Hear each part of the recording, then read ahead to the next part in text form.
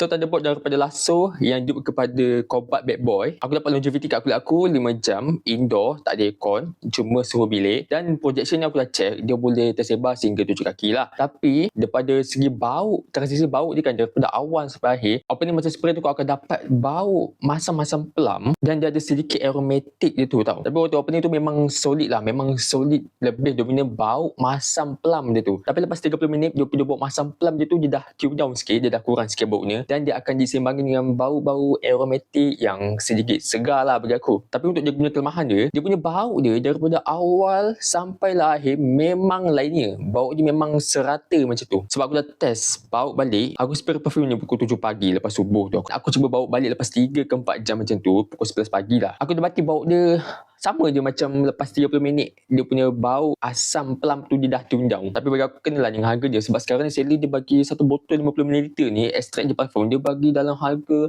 RM29 macam tu lah, tak silap bawah RM30 lah. Dan yang aku peliknya kan, ramai member aku yang Freakhead memang beli brand ni. Aku tak tahu kenapa tapi aku pun beli juga. Ini pun sebab aku nak review, sebab ada aku yang followers tu minta review lah. Tapi bagi aku kalau korang student yang tengah cari budget perfume bawah RM40 macam tu, Lasso ni aku rasa brand yang sesuai lah. Aku tak tahulah, dia dah sebulan dah seller ni, dia turunkan harga sampai satu botol tu harga bawah RM30.